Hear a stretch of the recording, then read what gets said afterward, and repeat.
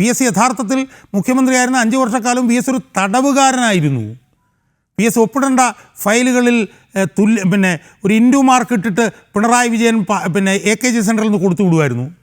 അത് ഒപ്പിടുക എന്നുള്ളതായിരുന്നു VSൻ്റെ ജോലി.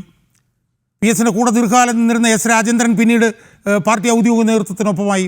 അദ്ദേഹമായിരുന്നു പൊളിറ്റിക്കൽ സെക്രട്ടറി.